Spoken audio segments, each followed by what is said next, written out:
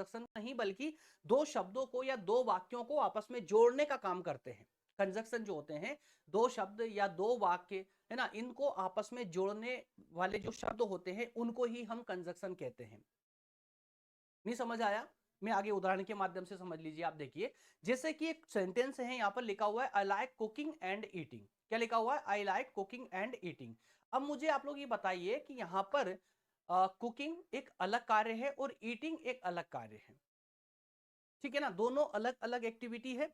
तो दोनों को एक साथ एक सेंटेंस में, एक वाक्य में लाने का काम किसने किया दोस्तों? तो यहां पर आप कहेंगे एंड ने। क्यों? क्योंकि यहां लिखा हुआ आई लाइक कुकिंग, मैं कुकिंग पसंद करता हूं, एंड और ईटिंग भी। क्लियर है? तो मुझे खाना और पीना दोनों पसंद है। तो ये किसने, इन दोनों शब्दों को किसने जोड़ा? एंड ने। इसका मतलब क्या हुआ कि जो एंड है वही हमारा कंजक्शन है। तो अब याद रखिएगा, एकदम सामान्य सी लैंग्वेज में अगर कहूं तो दो सेंटेंस या दो वाक्यों को या दो शब्दों को जो आपस में जोड़ता है उसी को हम कंजक्शन कहते हैं, ये अपनी आम लैंग्वेज में। क्लियर है? तो कंजक्शन वे शब्द होते हैं जो शब्दों, वाक्यांशों या क्लोजों को जोड़ने का काम करते हैं, जिससे एक व्यवस्थित सेंटेंस या व्यवस्थित वाक्य बनकर तैयार हो जाता है। Is it clear? चलिए, इसी के साथ में अब जरा देखते हैं इसके कितने टाइप के होते हैं। तो मेरे प्यारे दोस्तों, कंजक्शन जो होते हैं ना, ये तीन टाइप के होते हैं, विशेष रूप से तीन टाइप के होते हैं। तीनों टाइप पर मैं कंटिन्यूअसली चर्चा करूंगा और कंटिन्यूअसली आप समझते हुए चलिएगा कौन कौन से टाइप होते हैं। देखिए, सबसे पहले जो टाइप होता है उसे हम कहते हैं कोऑर्डिनेटिंग कंजक्शन। क्या कहते हैं? कोऑर्डिनेटिंग। ठीक है, कोऑर्डिनेटिंग। तो कोऑर्डिनेटिंग कंजक्शन जो होते हैं, कोऑर्डिनेटिंग कंजक्शन, अब ये यहां पर आप लोग कंफ्यूज हो सकते हैं, तीनों को मिक्स कर सकते हैं। तो मिक्स ना हो इसके लिए क्या करना चाहिए, तो सुनिए ध्यान से। जो शब्द मैं बता रहा हूं आप लोगों को, आप इनको थोड़ा दिमाग में बिठा लीजिएगा। इनको दिमाग में बिठा लीजिए, बहुत ज्यादा आपको एक्सरसाइज करने की जरूरत नहीं है। एक नॉर्मली भी अगर आप इस पूरे सेशन को पूरे फोकस्ड होकर के अगर देखते हो तो आपकी कंफ्यूजन यही खत्म हो जाएगी। देखिए, कोऑर्डिनेटिंग कंजक्शन वो होते हैं जो, जिनकी व्याकरणिक जो स्थिति होती है ना वो समान होती है। समान होती है मतलब कि दो शब्द होते हैं, दो शब्द या दो वाक्य होते हैं जिनको जोड़ने का काम करते हैं कंजक्शन। तो कहने का अर्थ ये है कि दोनों ही शब्द या दोनों ही वाक्य कैसे हो, ग्रामेटिकली कैसे होना चाहिए? इक्वल हो, समान हो। कोई इंडिपेंडेंट है, दोनों इंडिपेंडेंट हो या दोनों डिपेंडेंट हो। क्लियर है? तो यहां पर दो इंडिपेंडेंट क्लाउजेस होते हैं, दो इंडिपेंडेंट क्लाउजेस होते हैं, या दो इंडिपेंडेंट शब्द होते हैं, या दो इंडिपेंडेंट फेरेस होते हैं। बात समझ आई? तो जो दो इंडिपेंडेंट वाक्य हैं जो दूसरों पर निर्भर नहीं है, अपने आप में भी वो परिपूर्ण हैं, तो ऐसे शब्दों को ही जोड़ने का काम जो करते हैं वो कोऑर्डिनेटिंग कंजक्शन काम करते हैं। और यहां पर कोऑर्डिनेटिंग कंजक्शन कौन कौन से शब्द होते हैं? तो याद रखिएगा, फॉर, एंड, नोर, बट, और, येट और सो। जहां पर भी से, अब यहां पर मैं क्यों बता रहा हूं, क्योंकि जब आपसे क्वेश्चन किया जाएगा तो वहां पर हो सकता है आपको ये शब्द दे दे और पूछ लिया जाए, इनको पहचानने के लिए कह दिया जाए आप लोगों से कि बताइए, जैसे शब्द रख दिया यहां पर बट वर्ड रख दिया आपके सामने, पूछा गया कि ये बट जो वर्ड है ये कौन सा कंजक्शन है, बताइए। तो आपको फट से आंसर देना है, ये कोऑर्डिनेटिंग है, क्योंकि कोऑर्डिनेट करने का काम कर रहे हैं ये word, for, and, NOR, but, और, येट, सो। अब आप कहेंगे कि सर कोई एक ऐसा शब्द बता दे जिससे ये सारे शब्द याद हो जाए, ये पूरे सात के सात शब्द याद हो जाए। तो उसके लिए आप एक शब्द याद कर लीजिए, फैन बॉय। क्या याद करना है आपको? Fan boy. That's all. अगर आप फैन बॉय याद कर लेते हैं तो ये सारे शब्द अपने आप याद हो जाएंगे। क्यों हो जाएंगे? क्योंकि आप लगा सकते हैं, यहां पर थोड़ा रीजनिंग का यूज कीजिए। एफ फोर क्या होगा? फॉर। ए फोर क्या हो जाएगा? एंड। एन फोर क्या हो जाएगा? नोर। उसी प्रकार से B for but, O for or, Y for yet, और एस फोर सो। क्लियर है? चलिए, इसका एक एग्जांपल देख लेते हैं, जरा एक दो एग्जांपल देख ले ताकि आप लोगों को पूरी तरह से क्लियर हो जाए। देखिए, यहां पर एक सेंटेंस है, आई एट एप्पल एंड बनाना। क्या कहा गया है? आई एट एप्पल एंड बनाना। तो यह कहा गया है कि मैंने बनाना, एप्पल और बनाना खाया। ठीक है, एप्पल और बनाना खाया। अब यहां पर अगर एंड, दैट मींस कि ये कंजक्शन, कोऑर्डिनेट वाला कंजक्शन नहीं आता, तो यहां पर किसी एक ही चीज को ये बंदा खा सकता था, या तो एप्पल खा ले या बनाना खा ले, लेकिन कंजक्शन का यूज करके इसने दोनों खा लिए। बात समझ आई आपको? तो यहां पर जो एंड है, ये एंड जो है इसको जोड़ने का काम कर रहा है, एप्पल और बनाना दोनों को जोड़ने का काम कर रहा है। उसी प्रकार से सेकंड सेंटेंस देखिए, he is tired but happy. वो थका हुआ है, वो थका हुआ था लेकिन खुश था। तो यहां पर जो है वो थका हुआ था एक अलग मैटर हो गया और हैप्पी होना एक अलग मैटर हो गया, लेकिन दोनों को साथ में लाने का काम किसने किया? बट ने, BUT बट ने, बट जो कि विपरीत स्थिति को दर्शा रहा है।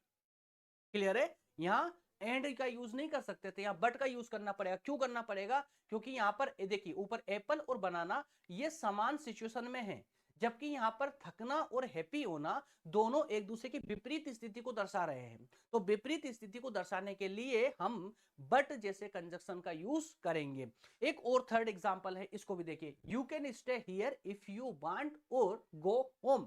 अगर आप चाहें तो यहां रुके, अन्यथा आप जा भी सकते हैं, या आप जा भी सकते हैं, या आप घर जा सकते हैं। क्लियर?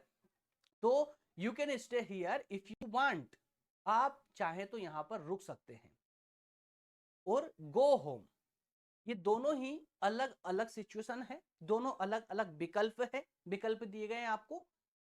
क्लियर है?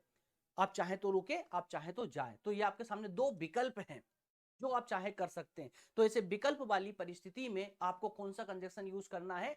और कंजक्शन। क्लियर है? ओ आर और को, क्योंकि ये विकल्प को दर्शाता है। आई होप मैं क्लियर है ना आपको एक्सप्लेन कर पा रहा हूं और आप लोग समझ भी पा रहे हैं। कमेंट करके जरूर बताइएगा। चलिए इसका जो सेकंड टाइप है जरा उस पर भी हम थोड़ी सी चर्चा कर ले। सेकंड टाइप है इसका सबऑर्डिनेटिंग कंजक्शन। क्या है? Subordinating conjunction. तो ये सबऑर्डिनेटिंग कंजक्शन क्या होते हैं? अब मैं तो फिर से वही व्यवहारिक लैंग्वेज की अगर बात करूं तो यहां पर आपको सीधे सीधे उन शब्दों पर आ जाना है, उन कंजक्शंस पर आ जाना है कि इनमें कौन से कंजक्शन यूज करना है। तो मेरे प्यारे दोस्तों, यहां पर कारण, समय और स्थिति जैसे दर्शाने वाले जो शब्द होते हैं उनको हम सबऑर्डिनेटिंग कहेंगे, जैसे बिकॉज, ऑल्दो, है ना, if, when, until, etcetera. Clear है? तो because, although, if, when, until, और भी कई शब्द होते हैं इसके अलावा। ठीक है? तो ये आपके सबऑर्डिनेटिंग कंजक्शन कहलाते हैं। इनका यूज कैसे करते हैं तो आइए एग्जांपल के माध्यम से समझते हैं। पहला सेंटेंस लीजिए इसका एग्जांपल वाला। क्या लिखा हुआ? I didn't go because I was sick. क्या कहा? मैं नहीं गया क्योंकि मैं बीमार था। क्योंकि तो यहां पर जो बिकॉज है ये क्या बता रहा है? रीजन बता रहा है, वो कारण बता रहा है कि उसने ये एक्शन क्यों नहीं ली। फर्स्ट वाली एक्शन उसने क्यों नहीं ली, क्यों नहीं ली उसका रीजन बताया उसने, ये वाला। तो यहां पर जब रीजन, जब कारण की बात आती हो तो कारण जैसे मैटर में हम क्या यूज करेंगे? विकस कंजक्शन यूज करेंगे। उसी तरह से सेकंड एग्जांपल देखिए इसका। व्हेन आई रीच्ड होम, जब मैं घर पहुंचा, एवरीवन वाज स्लीपिंग, सब सो चुके थे। तो जब मैं पहुंचा, जब, तो ये जब क्या बता रहा है? ये समय को बता रहा है, समय को दर्शा रहा है। तो समय को दर्शाने वाली स्थिति में क्या यूज करेंगे? व्हेन कंजक्शन यूज करेंगे। उसी प्रकार से है I will not go out until the rain stop. मैं तब तक बाहर नहीं जाऊंगा जब तक कि बारिश रुक नहीं जाती, तब तक। तो यहां पर क्या है? एक शर्त रख दी गई है, मैं तब तक ये कार्य नहीं करूंगा जब तक कि वो कार्य ना हो जाए। क्लियर है? तो यहां पर शर्त, तो मैंने कहा यहां पर कि सबऑर्डिनेटिंग जो कंजक्शन होते हैं वो ऐसे कंजक्शन होते हैं जो कारण, समय या शर्त को दर्शाते हैं। That's all. और इसी टाइप से आप थर्ड को और समझ लीजिए, आपकी कंफ्यूजन 100% कंप्लीट हो जाएगी। और जब आप प्रैक्टिस करेंगे क्वेश्चन आंसरों पर तो उसमें आपको एहसास होगा, फीलिंग आएगी कि यार हाँ, हम कंजक्शन को सीख चुके हैं। देखिए थर्ड जो टाइप है उसको हम कहते हैं कोरिलेटिव कंजक्शन। कोरिलेटिव कंजक्शन ये जो है ना एक पेयर में होते हैं। ये कोरिलेटिव कंजक्शन को पहचानना बहुत इजी है। क्यों इजी है? क्योंकि ये हमेशा पेयर में होंगे, दो के पेयर में, दो के जोड़े में होंगे। देखिए यहां पर आइदर और, neither NOR, not only but also, ये पेयर में, हमेशा पेयर में यूज होंगे। तो इनको पहचानना बिल्कुल बहुत ही बच्चों वाला काम है। चलिए एग्जांपल लेते हैं। जैसे फर्स्ट सेंटेंस है कि ही नाइदर केम नॉर सेड एनीथिंग। ही नाइदर केम नॉर सेड एनीथिंग। न तो वो आया, न तो वो आए, और ना ही उन्होंने कुछ कहा। तो ना तो वह आया, ना ही उसने कुछ कहा। तो नाइदर नोर। क्लियर है? इसी तरह से she is not only beautiful but also intelligent, वो सिर्फ प्रतिभाशाली, वो सिर्फ सुंदर ही नहीं बल्कि प्रतिभाशाली भी है, बुद्धिमान भी है। क्लियर? तो यहां पर कौन से कंजक्शन का यूज हुआ दोस्तों? नॉट ओनली और बट ऑल्सो का।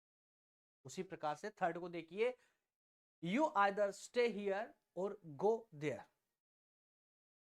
यू आइदर स्टे हियर, आप यहां रुके, या आप जाए, वहां जा सकते हैं। क्लियर? तो आइदर और कंजक्शन का यहां पर यूज किया गया है। तो तीनों प्रकार के जो मैंने आपको कंजक्शन बताए हैं, तीनों प्रकार को दिमाग में थोड़ा सेट कर लीजिए, और अब जो है हम क्वेश्चन आंसर वाले पोर्शन पर मूव करेंगे।